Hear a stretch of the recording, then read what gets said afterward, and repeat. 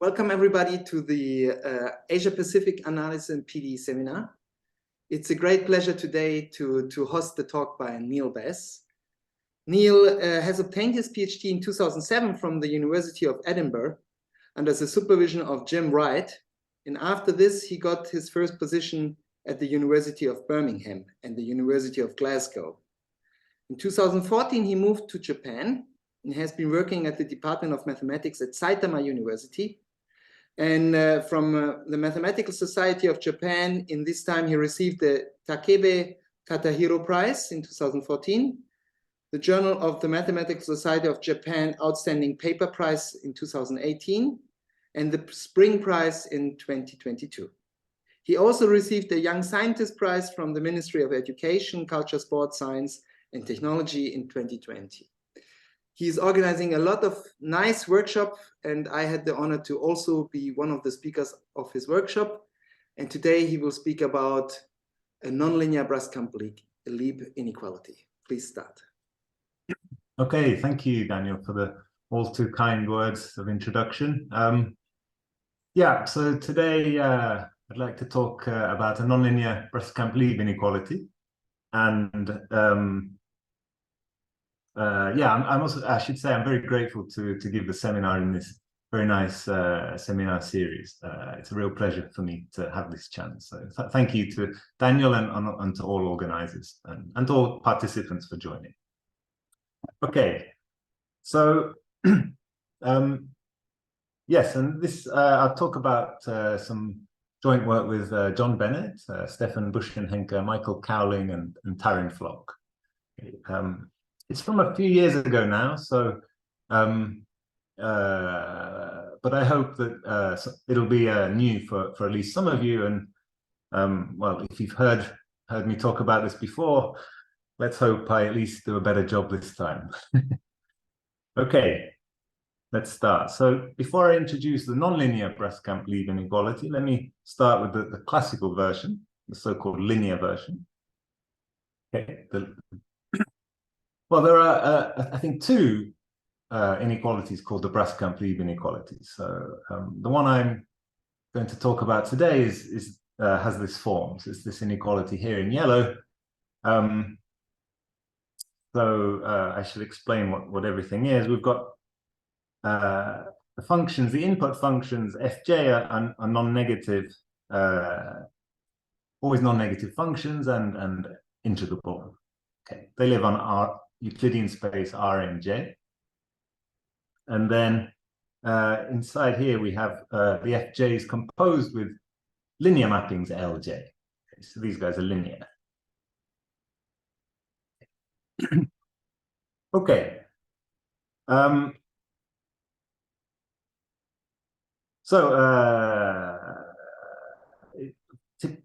Typical prototypical examples are, for example, Helder's inequality, right? Helder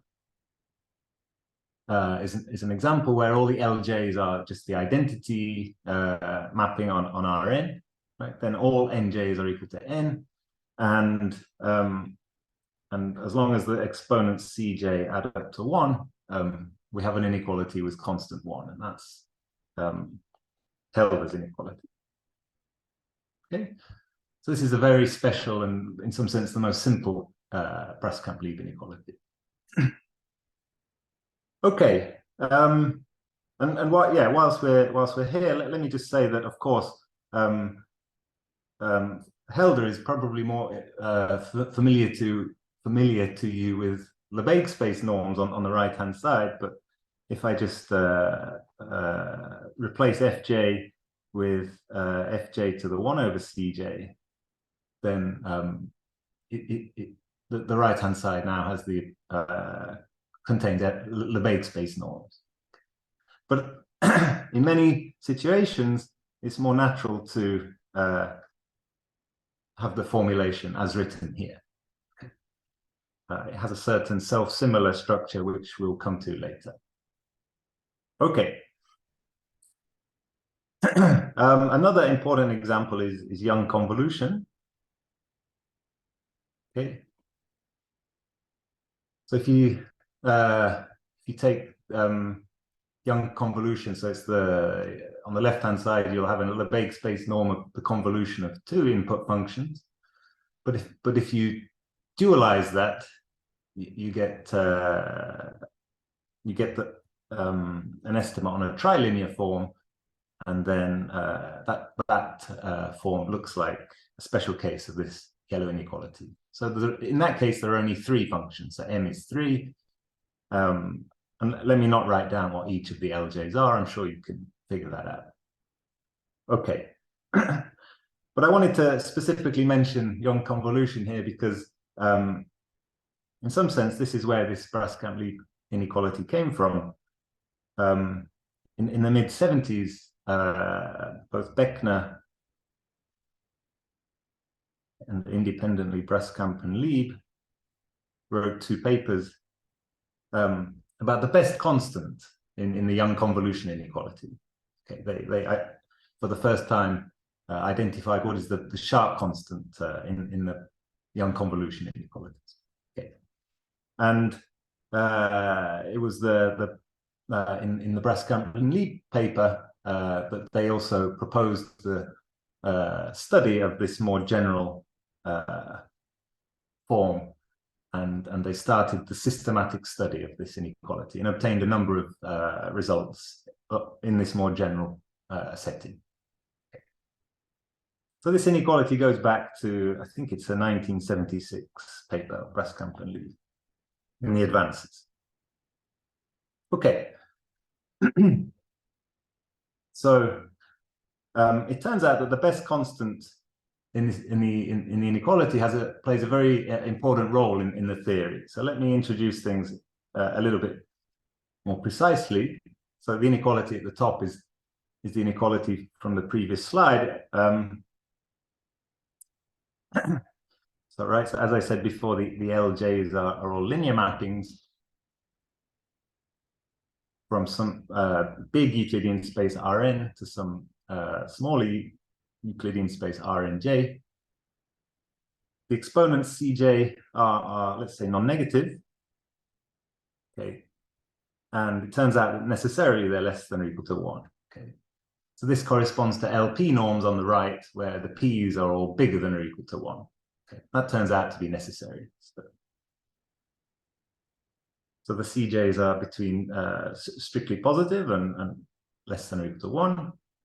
And these are the things we're given, right? These are we're looking at the inequality associated with the LJs and the CJs. So the LJs and the CJs, we write the collections with this boldface notation, so boldface L and boldface C. So that's what we're given. So we call that the Brascamp-Lieb data. And then I'd like to introduce notation for the best constant in the inequality. Okay, so I've written that here as BL. Okay. Of course, it also depends on the CJs, of course, but I'm going to suppress that dependence because at least for me, for this talk, the CJs are somehow fixed. Okay. It's the L's that we're going to think about. The dependence on L, the LJ. Okay. Okay, so this BL denotes the best constant. Okay, so we can write it in this way. So it's kind of the supremum on the left-hand side, where we restrict the FJs to have, we just normalize the FJs to have integral 1. Okay, and we take the sup over all such FJ. Okay. So as I said, this best constant plays a very, very important role in the theory of this inequality. Okay. And I hope that becomes clear as we go along. Okay. So I've written here in green that it could be infinite. So that's a reminder for me to mention this. This supremum could be infinite. Okay. Of course, then the inequality has no content, but without further restrictions on the LJ and the CJ, this can become infinite. And of course, we'd like to know when is it finite, right? And it's it's easy to obtain certain necessary conditions for finiteness. Okay, so just by a rescaling argument, you rescale the FJs isotropically. Then one sees that this condition is necessary. This is called the scaling condition. Okay. And by thinking about specific kinds of FJs, one can see that each LJ has to be onto surjective linear mapping. Okay. Okay, but these are very far from sufficient. And I mean, given the generality of the Brascamp-Lieb inequality, it shouldn't be a surprise that getting a characterization of finiteness, kind of if and only if statement, is not going to be easy. But the following is known in that direction. So it's a very important theorem of Bennett, Carberry, Christian, Tau. So they showed that the constant is finite if and only if scaling condition and this additional condition hold. Okay. So it's not actually too relevant for what I'm going to talk about today, so I'm not going to go into detail on this, but let me just emphasize that checking condition 2 is highly non-trivial. One has to check this over all linear subspaces V of Rn. Okay, but a characterization of finiteness is known. But more relevant for us today is Lieb's theorem. So this is also about the best constant in the Brascamp-Lieb inequality. And Lieb's theorem says that it's given by this expression here. So what is this? It's the left-hand side of Brascamp-Lieb when the FJs are these Gaussian functions. Okay, so this determinant factor here is just to normalize to make it have integral 1. So it's the Gaussian associated with the positive definite matrix AJ. Okay, so Lieb's theorem says, right, for Gaussians you can compute everything, right? So we get this sort of explicit expression when you put these Gaussians in, and Lieb's theorem says you only need to test on functions of this type. Okay, so it reduces the complexity of understanding the Brascamp-Lieb constants significantly. Okay, but still, there's work to do. I mean, still, this is a supremum over a non-compact set, and so, in particular, Lieb's theorem doesn't address the finiteness question. It doesn't directly address the finiteness question. Okay. Okay. But this result will be more important to us than the previous finiteness characterization in this talk. Okay. And just for reference, this goes back to, I think, around 1990. There's Inventiones paper of Lieb, where he proves this fundamental result. Okay. Yeah, and just a tiny comment. You shouldn't take this pi too seriously. This is just to make computations and constants cleaner. Okay. Okay. So that's Lieb's theorem. Let me mention now another specific case. I said Helder's was a particular case of Brascamp-Lieb and the Young convolution. Here's another well-known example called the Loomis-Whitney inequality. It's somehow classical too. It goes back to the late 40s, I think. It was motivated by connections with the isoperimetric inequality. Okay, and in Loomis-Whitney, the underlying linear mappings I've called them pi j rather than lj to emphasize that they're kind of projections. Okay, the pi j x, it takes x from Rn and eliminates the jth component.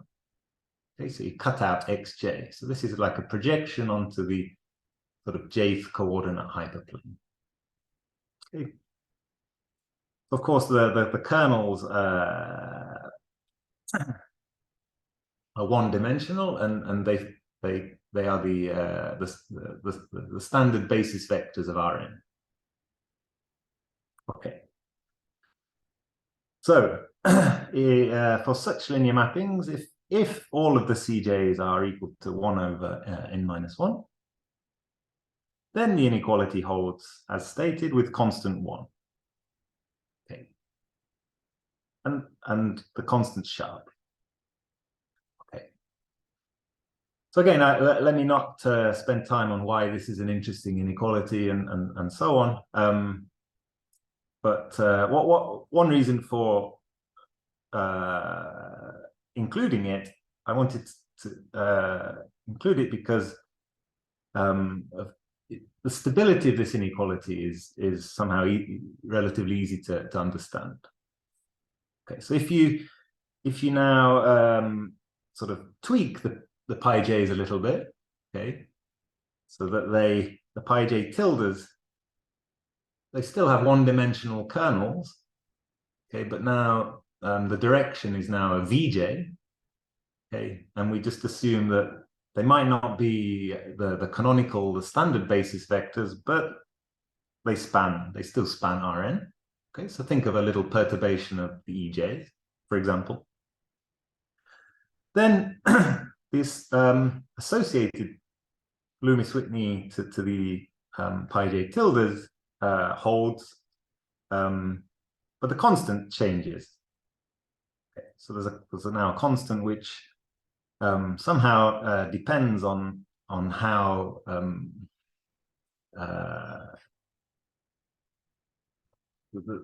these form a basis. So as two vectors, as two Vj become parallel, this constant blows up, for example. Okay, there is an explicit expression for this C, but I didn't include it on this slide. But from that explicit expression, it's very easy to see that the best constant depends, for example, continuously on the pi j tildes. So if you move the kernel a little bit, the constant changes just a little bit. And one has a very there's an explicit expression for this C in this case, okay, which makes that very clear. Okay, so Loomis-Whitney is stable in this sense. That's what I wanted to emphasize. Okay.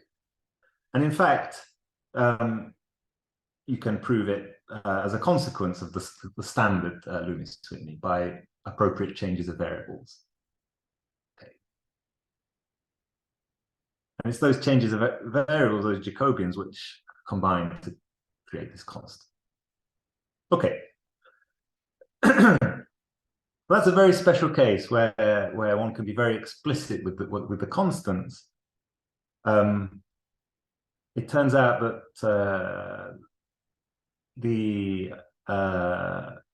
trying to understand the kind of stability of the Brascamp-Lieb constant in a general setting for general Brascamp-Lieb data is much more subtle. But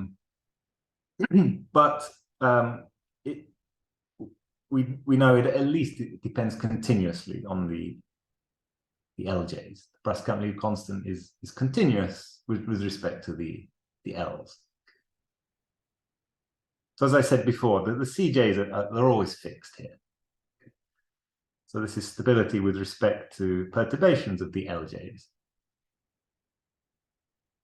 Okay. So this was a result we proved with John Bennett, Michael Cowlin, and Taryn Flock. And we actually used Lieb's theorem to prove this.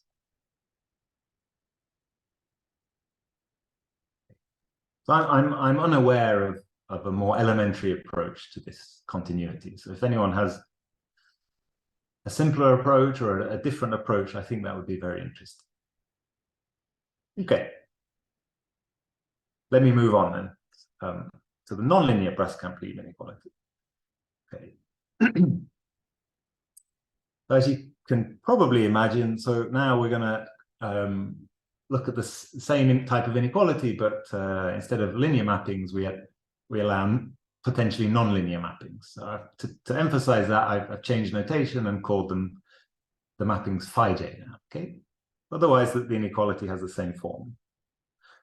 Okay, so we take phi j's now from Rn to Rnj, and we're going to consider a local version of the problem. One can also consider a global problem, okay, but that's somehow a different story. So we're going to consider a local version, and so we just look, say, near the origin of Rn. Okay, so this domain of integration here, you should think of as a small neighborhood of the origin.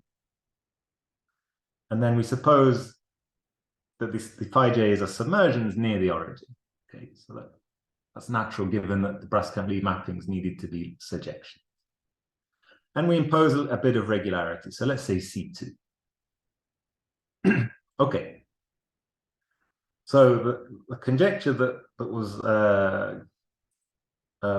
sort of open for a while was the following. So if one assumes that the underlying linear mappings, so I call that L0, so these are the derivatives of the phi j's at the origin. Okay. So they're kind of approximations for phi j near the origin. If the Brascamp-Lieb inequality associated to those mappings as a finite constant, then the inequality above, NDL, holds on a sufficiently small neighborhood U of the origin with some constant C. I mean, that's a perfectly reasonable conjecture to make, right? If we're allowing us a sufficiently small neighborhood, and so this is a perfectly reasonable conjecture, but at the full generality of Brascamp-Lieb, it seems to be, at least I don't know a quick and easy proof of this. Okay, so I'd like to present our approach to this conjecture. Okay, and one of course could ask for further things, such as one could hope that the constant is somehow not too far from the sort of the linear constant. So the constant, the best constant associated with the linear maps L0, which are coming from the derivatives of the nonlinear maps at the origin. Right, so one could quite reasonably hope that this constant is close to this constant. Okay. So let me, in the remaining 20 minutes, explain our approach to this problem. Okay. Yeah, before that, I should explain a little bit of history and motivation. Okay, so in some sense, the pioneers of nonlinear Brascamp-Lieb were John Bennett, Tony Carberry, and Jim Wright, who looked at nonlinear Loomis-Whitney around 2005, I think. So they had a reason to do this. It was related to so-called multilinear restriction estimates. Okay, so they had a reason, and they proved the conjecture on the previous slide in the special case where the L0J mappings are the pi j's, the Loomis-Whitney pi j's. So their argument was very nice. It used a method of Mike Christ, people call the method of refinements. So this actually gives the inequality where the functions are just characteristic functions of sets initially. Okay, there's a kind of geometric argument for those fj. And then there's a further argument in the paper which boosts that from characteristic functions to general integrable non-negative functions, kind of tensoring argument. But this seems difficult to extend that to general Brascamp-Lieb data. Okay, then a few years later, there was a new approach, Bejonari, Hauer, and Tataru. They used a kind of induction argument, which I'm going to come on to soon, so let me not say so much about that right now. Okay. And then there were other proofs. So Koch and Steinenberger, with a completely different argument, also proved a nonlinear Loomis-Whitney, and more, I should say. But as they also their paper contained a new perspective on nonlinear Loomis-Whitney. And then more recently, Carberry, Heinonen, and Valdemarsen used again new techniques, which were coming from kind of multilinear Kakeya perspective, and they were able to. Particularly nice thing about their result is they could go down to C1 regularity on the nonlinear mappings, and their constant was basically very, very close to the Loomis-Whitney constant one. And that was the first kind of, in the previous papers, the constant was not under control in this nice way. So theirs was the first paper I'm aware of where their constant was very close to the linear constant. Okay. So I mentioned one reason for trying to understand these is the connection with multilinear restriction and Kakeya. Somehow that's related to this too, but the Bejonari, Hauer, and Tataru work seems to be motivated by applications to the Zakharov system. Okay, so this is kind of system, Schrödinger wave system, which naturally arises in physics, maybe plasma physics, and the estimates were applied in a kind of companion paper, Bejonari, Hauer, Helmer, and Tataru. Okay. And following that, there's been several papers of a similar, inspired by the Bejonari, Hauer, Helmer, Tataru work.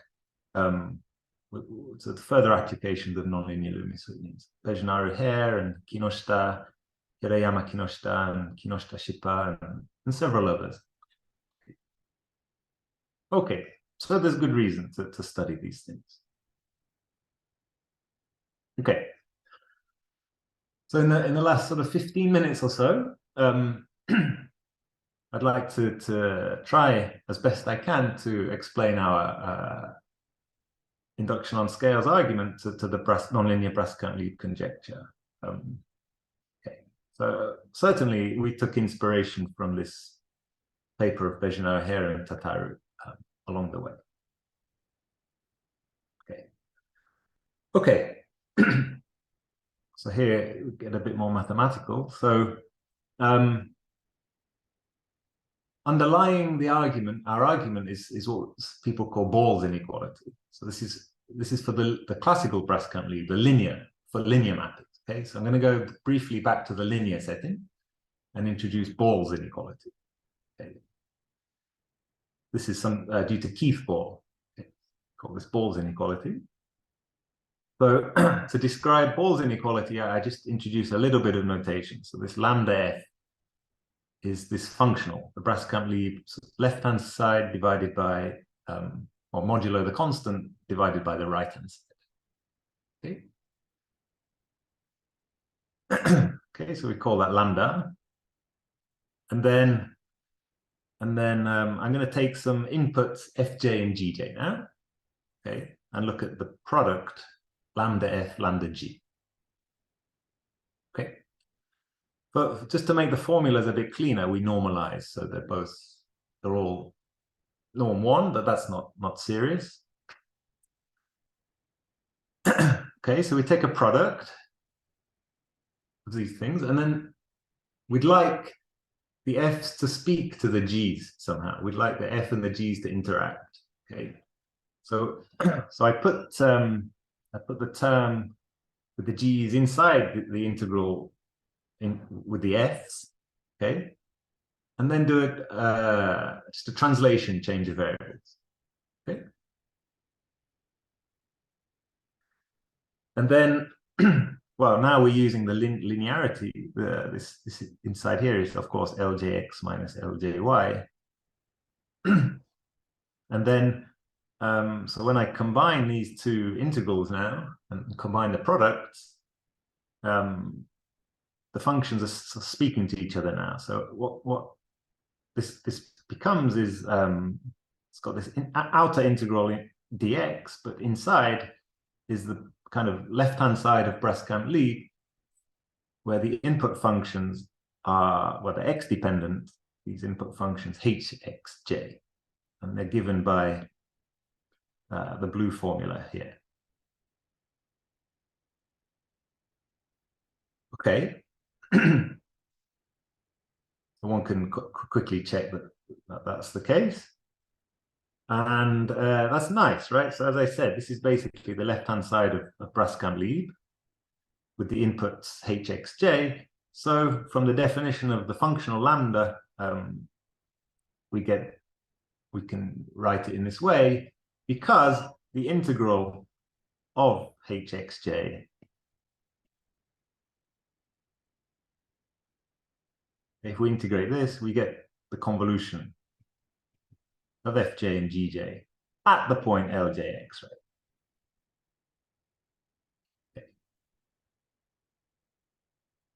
Okay. So that's nothing more than the definition of lambda. And this is nice, right? Now the f's and the g's are interacting in this way, right? The convolution of the inputs has arisen. And I'm now going to just take this lambda hx sort of out in an L infinity sense. And what's left is the Brascamp-Lieb functional associated with the convolution of fj and gj. So note that the integral of fj convolution gj is also 1 because we've normalized fj and gj. Okay. So that, in some sense, elementary computation, there's nothing difficult going on here, but somehow deep. If we summarize that, I think before I had lambda g over here, I've just taken that to the right-hand side and summarized it in this yellow inequality, okay? So what does it mean? For example, if G is a maximizer, right? If G is a maximizer, then this quantity here is at most 1, okay? By definition of being a maximizer. So we get this inequality here. And why is this good? Well, we can think of the hxj's as a some sense they're like fj near Ljx. Well, that's certainly true if the gj's have compact support and very small support, right? So then if G has compact and tiny support near the origin, right, then here Z is very close to Ljx. And so hxj is very much like fj near Ljx. Okay, so there's a lot of ifs here, but okay. And so we're sort of comparing the thing we're trying to control, right? For general f's, we're going from general f's to the same functional, but for somehow localized versions of the f's. Okay, so it's somehow nice, it's suggesting some induction argument here, where you take advantage of this localization on the support of the f. So if we could run a kind of nonlinear version of Ball's inequality, then this is strongly suggesting we should try and induct on the size of the support of the f. Okay, I'll make this clear in a sec. Alternatively, one could, of course, if G is a maximizer, this is also bounded by 1, and so one can also get this kind of nice property of the Brascamp-Lieb function, that it and that that's a sort of different viewpoint, which says one should induct on the scale of constancy of f, right? So f convolved with g is sort of but blurring your f with your function g, right? If you think of g as a Gaussian or something like that. And so that suggests a different kind of induction. And indeed, this perspective you can find on nonlinear Brascamp-Lieb in a paper by Jennifer Duncan, which came shortly after our own. Okay. So that also is an effective perspective. Okay. So let me be a bit more precise, okay, about the induction argument.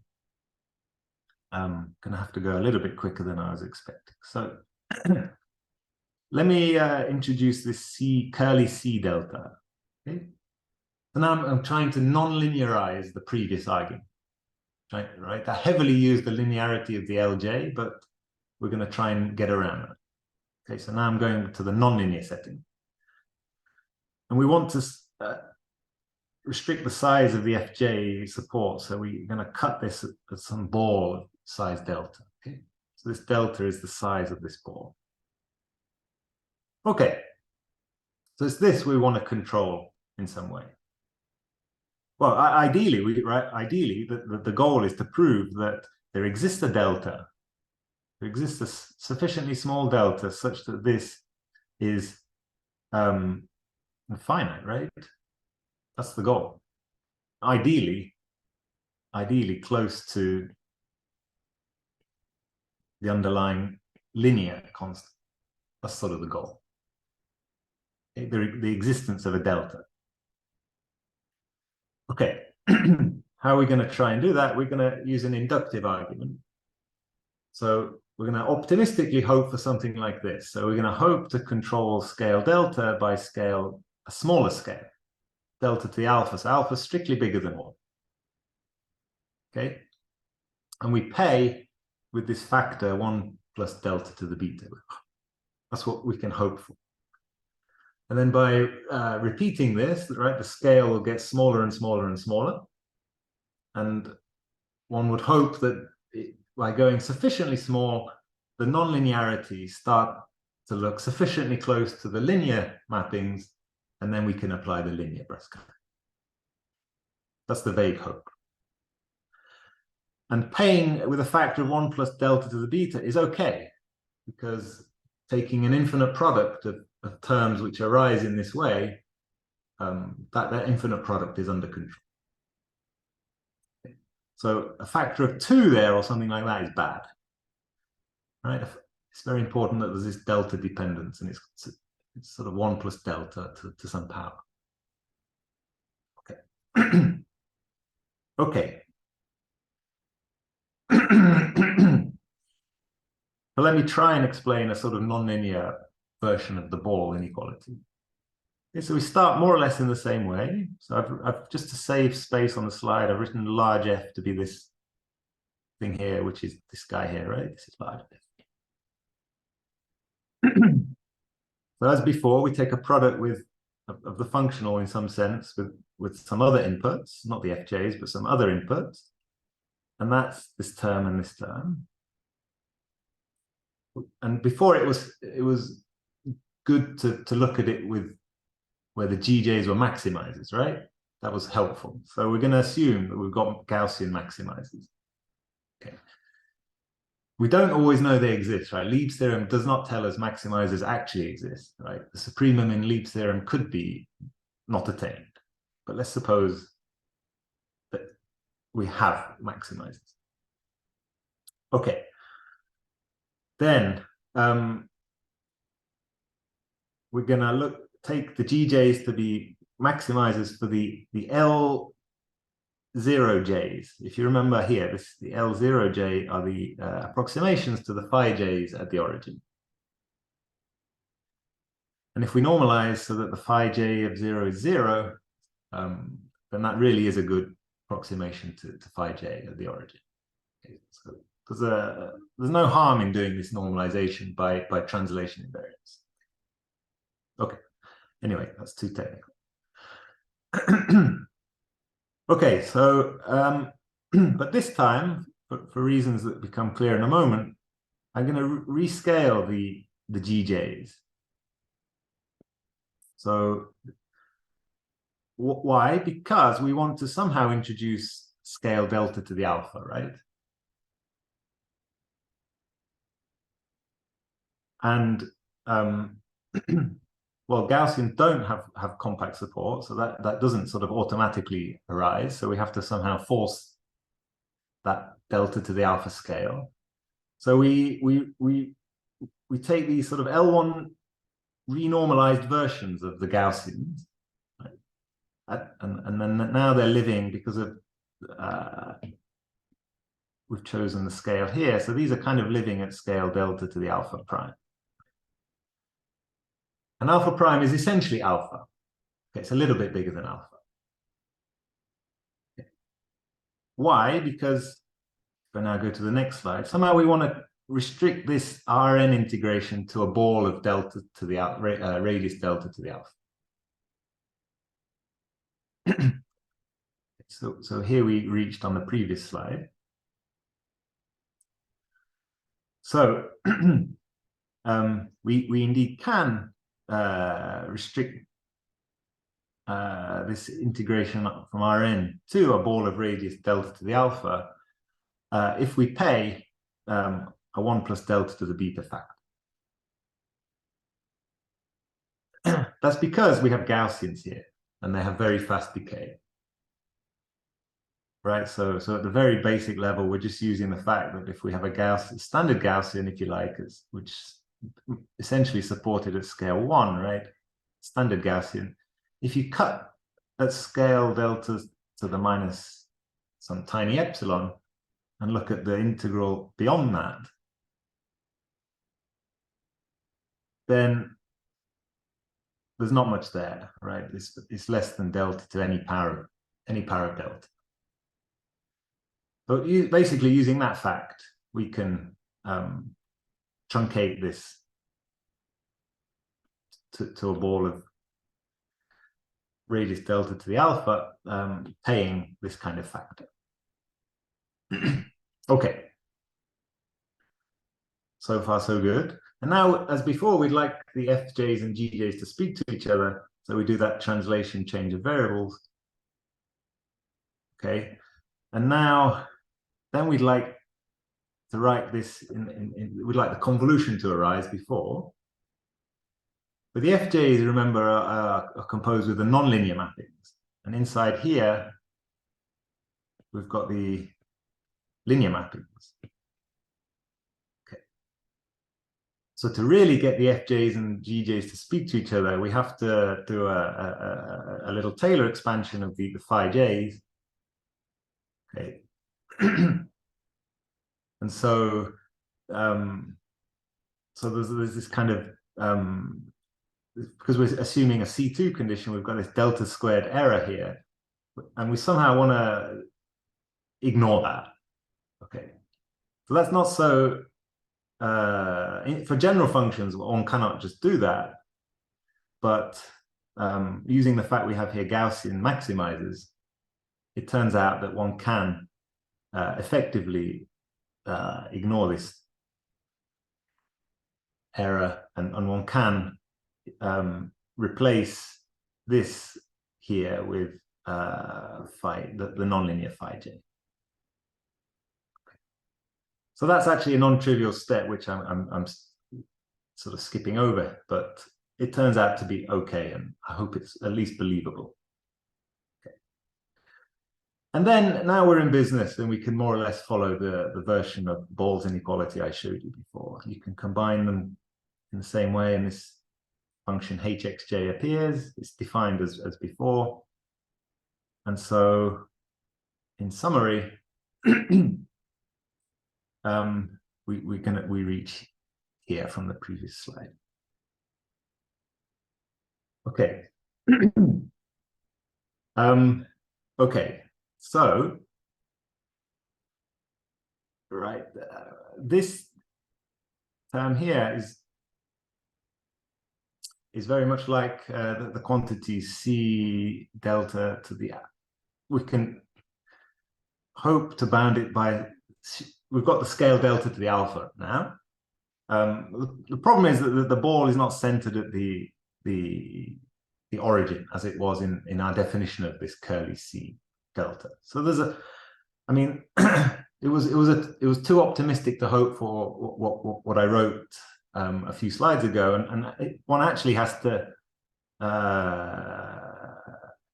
not look at balls centered at the origin, but balls centered at a general point U.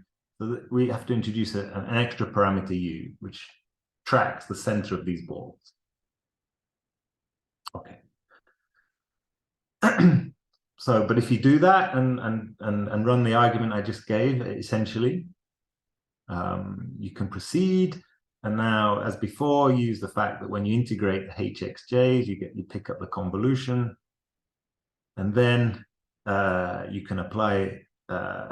Now it looks like the left-hand side of Brascamp-Lieb with respect to the linear mappings. You apply the associated Brascamp-Lieb inequality. This constant appears along with the product of the integrals of the fj and the gj, but they're all one. And so this constant will cancel with this constant, and in the end, you get this kind of nonlinear version of ball inequality. Okay, so I know I'm running out of time. That's okay, don't worry. Okay, I'll wrap up pretty quickly. That's kind of the heart of the argument there. Okay. So you can more or less get the optimistic hope in the case where you have Gaussian maximizers. Okay, that was an assumption from the start, right? And that we don't always have that, right? As I said at the time, Lieb's theorem doesn't give you the existence of Gaussian maximizers. You get Gaussian near maximizers, right? It's a supremum, so you can get arbitrarily close to the best constant with a sequence of Gaussians, but they might not exist, the maximizers, Gaussian maximizers. And so that's actually a problem. And so one can try and do the argument with near maximizers, but as I hope I've tried to convince you, the whole argument has to be very tight. You have to keep everything under control quantitatively. So Lieb's theorem gives us Gaussian near maximizers, but we actually need to know something about those maximizers. So we actually needed to prove a quantitative version of Lieb's theorem. Okay, that was actually a main part of the paper, in some sense. One of the main parts. Okay, so I'm just going to skip that part. Okay, so with that quantitative sort of version of Lieb's theorem, one can run the argument I more or less did on the previous slides and get something like this. One truly has something like this, except so for this to be useful, right, we iterate now. We iterate. The scale gets smaller and smaller and smaller, right? Delta to the alpha, maybe something like this, and it keeps getting smaller. But at some point, right, we have to exchange the linear map, non-linear map with a linear map. Right? At some point, we have to zoom in sufficiently far to do that. But if our functions are just general functions, fj, I mean, right, we can't do that. We can't just do that, no matter how close these points. So actually, one has to add, we have to assume also that the fj's are somehow locally constant, which means something like this. Okay. And everything has to be quantitative, so we have to actually assume that they're kappa constant at scale mu, which means we actually have to introduce two more parameters, and we have to assume here the fj's are kappa constant at scale mu. And we have to see how all these parameters evolve under the, we have to keep control of all of them under the iteration. Okay, so it's actually a lot more complicated in the paper than what I'm presenting, but the main idea is, I think, what I've explained today. Okay, and to keep things really tight at the end, when we actually apply the linear Brascamp-Lieb, we use the continuity of the Brascamp-Lieb constant, the theorem I introduced earlier. And when you put all of that together, you get this answer to the conjecture that I put up. So if your nonlinear mappings are C2, submersion's near the origin, and for the associated linear maps at the origin, if the Brascamp-Lieb constant is finite, then on a sufficiently small neighborhood of the origin, you get the associated nonlinear Brascamp-Lieb inequality. And the constant is sort of in some sense, the best one could hope for. Okay, that's my last slide. Sorry for going over, and I'm going to stop here. Thanks for listening. I think this was beautiful. Thank you so much. And may I ask some of the attendees for questions or remarks, please? Please raise your hand and I can, yes, Yutaka, 1 second, please. I'd like to ask a question. So you said there is a relation of nonlinear Loomis-Whitney inequality to Fourier multilinear resurrection theorem. And yes, this theorem, nonlinear Brascamp-Lieb also has a connection to multilinear resurrection theorem. Yes.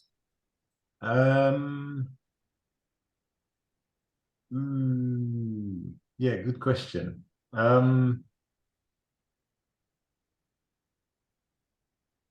Right. Maybe one quickly repeats the restriction theorem, because not everyone is. Yeah, that's a good idea.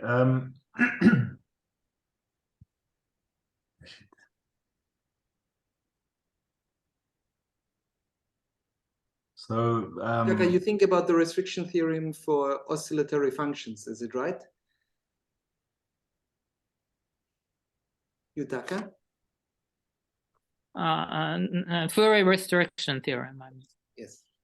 yeah, so if you, well, often we formulate with the dual operator, the so-called extension operator. So they're, for example, for the extension operator associated with the paraboloid, we mean this kind of object. So it's kind of like a Fourier transform, but the variable here is living on the paraboloid here, right? Mm-hmm. So yeah, well, how can the connection with what I've been talking about? Well, you can sort of think of these as I mean, the Fourier transform as a measure living on the hypersurface, in this case the paraboloid. So right, what's multilinear? The multilinear estimates are things like, for example, for the hypersurface case. So if this is x in, say, would it be Rn or something? We might take a product of these guys. Probably I need to change notation a little bit. Let's put a U there to remember the integration domain. U, J, G, J.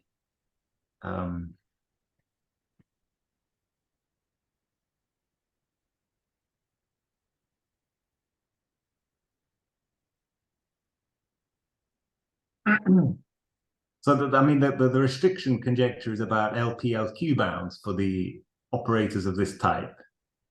Mm-hmm. LP, LQ bounds, just for that linear operator as it is there. But what emerged was what has emerged recently is that the multilinear version, I mean, well, estimates for products of operators of that type, controlling those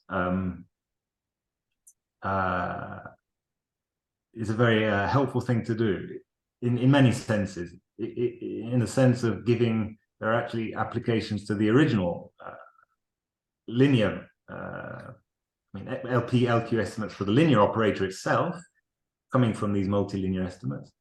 but there are reasons on their own to study these multilinear estimates. Okay, so these kind of estimates are somehow important. And okay.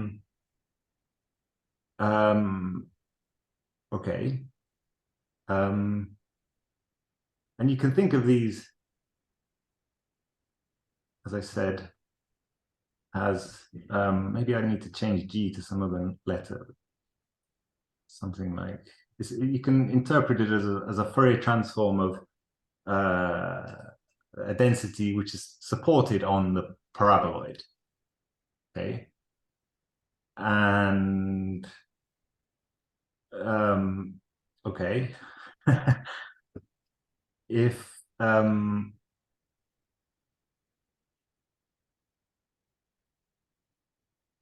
how can I explain this easily? It's not this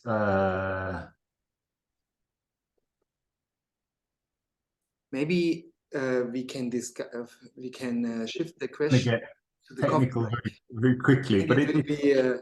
I think it might be better not to go over time completely. Yeah. Let me just say what very quickly then. What the nonlinear Brascamp-Lieb can give you is estimates on the convolution of these singular measures. That's kind of, let me just say that. Mm-hmm. So you can extract estimates of this type, where you're taking convolutions, but not of functions now, but these singular measures supported on lower dimensional objects, such as hypersurfaces and so on, and controlling. You can imagine that controlling this kind of object is going to help you control these kind of objects, because well, you take the Fourier transform of this guy and you'll get the product of the Fourier transforms of each measure, and each of those is an extension operator. Mm-hmm. Okay. So very, very roughly, there's an explanation of where they come from. To answer the question more directly, yes, it does say something but it would be difficult to explain quickly. So maybe it's better to discuss later the more technical. Thank you. Yeah. Okay. Are there other questions by the audience, please?